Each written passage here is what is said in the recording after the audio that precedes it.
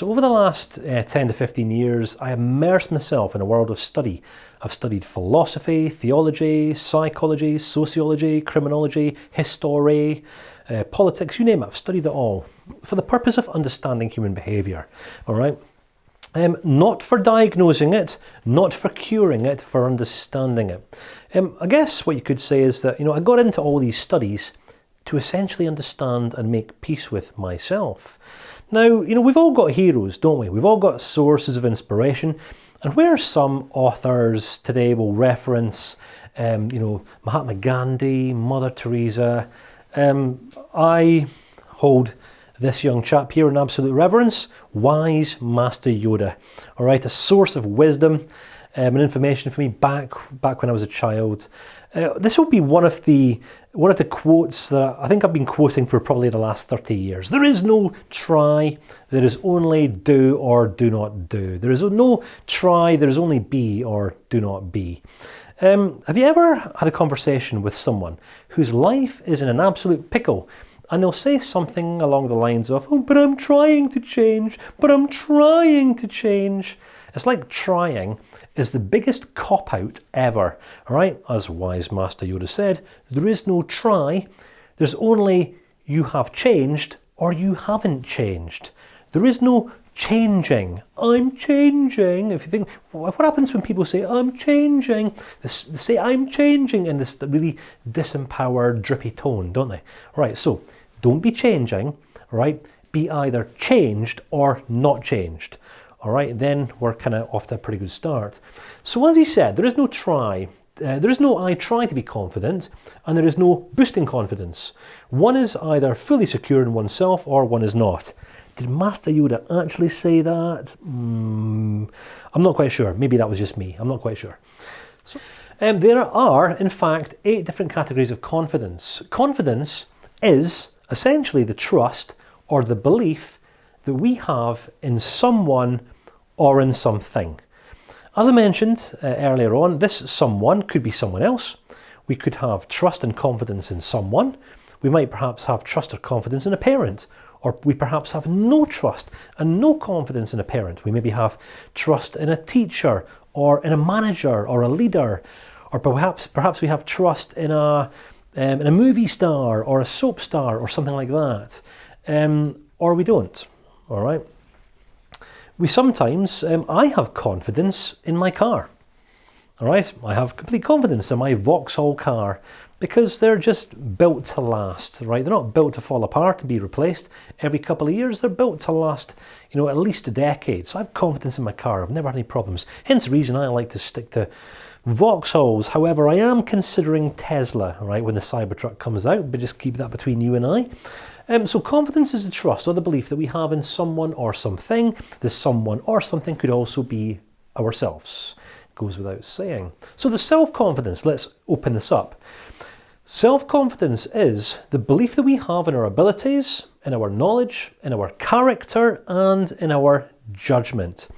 Our judgment. Well, what is our judgment? Our judgment is about our ability to make sensible, wise decisions about what we say yes to, about what we say no to, about what we believe, and about how we conduct our lives. Come on, there's a lot of people out there today in this modern world making some very, very unwise decisions about what they do to themselves and about how they live their lives. Our character. I like to view character as being something that's based in virtue. All right, virtue. If you've never done a study on what virtue is, I would encourage you to do this. I read a book a few years ago. It was to do with Aristotelian virtues. Now, Aristotle was a philosopher who lived around about 2,500 years ago. He ended up back then with his own academy, and he taught his students virtues.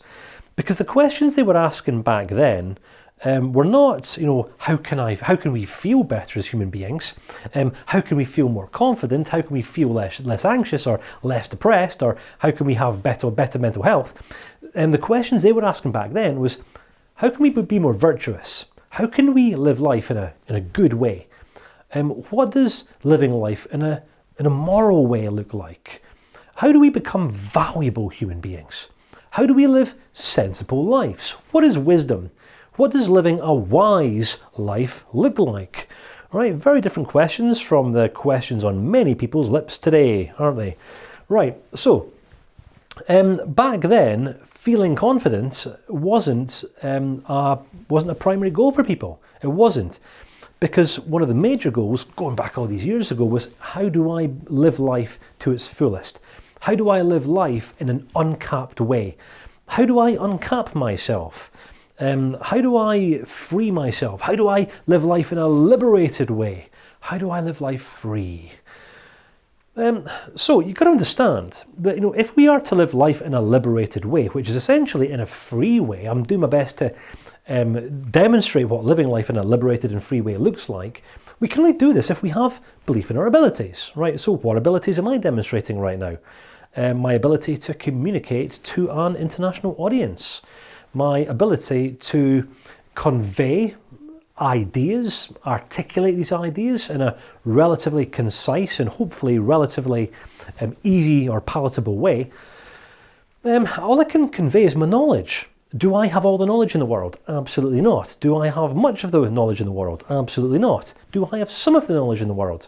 Just some. That is all. If it's more than enough for you, fantastic. If it's not enough, terribly sorry. I ain't perfect. Haven't got to that stage yet. But my self-confidence can only be based upon the abilities that I know that I have, which I get to choose to exercise and improve upon every single day. My own knowledge. All right, you're going to find it very difficult to get me away from the internet. I love reading books, I love researching, and I love solving problems. All right, so you're never gonna find me not solving a problem. My character, I would define myself as a man of integrity. All right, I really value integrity before all things. If I say that I'm going to do something, I will. I will do what I say, I will mean what I say, and I will say what I mean, to the best of my imperfect ability. Judgment, my ability to make wise decisions. When I committed to my wife in marriage, around about 8 or 9 years ago, I realised that, my life is not just about me anymore. As we work towards starting a family, I understand that every decision that I make won't just bear a consequence for me, but will also bear a consequence for her and my family. So do I want to be seen as an irresponsible husband or as an irresponsible, reckless father? Absolutely not. Therefore, I was committed to making wise decisions, not reckless, emotionally fueled ones. So self-confidence is based upon these things. Self-efficiency is kind of like a type of fuel, if you like, that fuels confidence. It's not confidence within itself. Self-efficiency is a situational confidence, all right? So we have self-confidence, which is kind of like our foundations, all right? We need a set of foundations if we want to build upon. Self-efficiency is about the confidence that we experience as we deliver the goods. Make sense? It's influenced by external determinants. For example, perhaps you are a student and you're going through your exams, or perhaps you work in a target-driven environment, or perhaps you're a leader or a manager who's responsible for a team. If you are leading or managing this team well and efficiently, you'll know it. Why? Because you're executing and delivering upon the results that you're set. Therefore, if you deliver upon a set of targets within the time frame that you're given, I've done it. Fantastic. That's self-efficiency, which gives a sensation of kind of short-lived confidence, but it's not foundational confidence, right? Now, you've got to understand that some people become self-efficiency seekers, all right? Now, where did I first experience this? When I was bridging the gap between my military experience and doing what I do today, I spent a number of years working in business development and sales, all right? Now, you're going to find it very, very difficult to meet sales targets without any confidence. Now, would I have said that I had self-confidence back then? No, I didn't, all right? I was addicted to self-efficiency. I was addicted to situational confidence. Now, what you'll find in kind of sales environments is kind of similar to that idea that I shared a couple of videos ago about what was driving Madonna, right? Say for example, I was given a target of selling 15 cars in a week. I sold car sales. Don't hold it against me. If I sold 15 cars, I met my target. So yeah, brilliant. I've done well this week. I've performed. I've delivered. I felt okay. But if it got to the end of the week and I'd sold 10 cars or 12 cars, I'd under-delivered. All right, and what did this do? It completely drove home a blow to my confidence. Oh, I'm a failure. I'm a failure. So what I'm saying is my self-confidence would either be enhanced or undermined by my situational confidence. All right, my ability to perform and deliver. Makes sense? Can you see the difference between the two? It's crucial that we get this because many people go through life addicted to that next win. What about adrenaline junkies? Right, jumping off the highest platform, or you have men and women who execute kind of high-profile careers, looking for that next promotion, and it's about self-efficiency. It's where this kind of situational confidence becomes like a drug for them. People become addicted to this, and it can keep some people going for a while, for perhaps a few years, but then we get a little bit older. It's not sustainable. Right, we can't sustain this. So then we have the facade. All right, come on, I know you know what the facade is. It's false confidence. It's when we put on a show. It's when someone says, "Are you all right?" And you say, "Yes, I'm simply super. Thanks for asking." And we have it together, and we've got whitened teeth, and we might have kind of breast implants, or we've been pumping up the steroids and we're down the gym and we're kind of strutting around. We've got the strut and we're beating our chests and we're taking selfies and we've got like a couple of thousand followers on Instagram or YouTube or Facebook or whatever we're into. And this is the kind of confidence that's driven by the fear of not being liked or accepted by people. It's that fear of not fitting in. So what's the facade? It's where we over-enhance ourselves. Why? To overcompensate for this lack of self-confidence.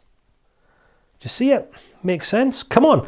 I'm doing my best to help you become aware of yourself. All right? The facade. Are you guilty of putting on a facade? Come on, I was guilty of this for years. All right, if you say you've never put on a facade, I reckon you're telling some fibs, my friend. So then we have, and this is a good one, there's a pretty good chance you can also relate to this, either in yourself. If you can't relate to this in yourself, there's a pretty good chance that you have experienced this and that it's undermined you in some way. Illusory superiority. And this is the tendency for people to view themselves as superior in certain areas. All right, so I'm trying to use some universal terms that the majority of people around the world can relate to. If I was to use the term jocks, what do I mean by jocks? Well, if you live in America, jocks are soccer players. It's the guys who go through university or whatever, and they play football, and they're like the really cool, funky guys that all the girls and the cheerleaders want to be around and all that sort of thing. If we're talking about jocks, in Australia, for example, we're talking about underpants. So I'm not talking about underpants, I'm talking about this kind of illusory superiority where we draw confidence from perhaps a title or a role or a position that we hold. All right, now, my experience of this primarily came from the army. Now, some people aren't going to like what I'm about to say here, but listen, I'm just telling the truth. The army gives and provides home to many insecure men and women. All right, insecure men and women who become addicted to this kind of situational confidence and also the ranks that they can climb.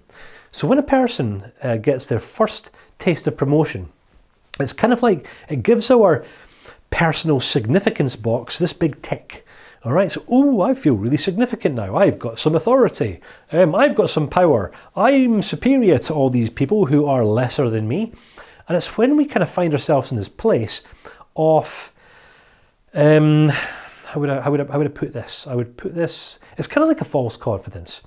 because we'll sometimes draw our confidence from the assumption that we in some way are better than those beneath us, which is completely judgmental and is completely undermining of other people, right? As you're watching this right now, if you draw confidence from the assumption that you in your position makes you greater than those subsurgeries to you, you are deluded in your thinking, my friend. Deluded. You heard it here first. All right, it's not healthy. It's not right.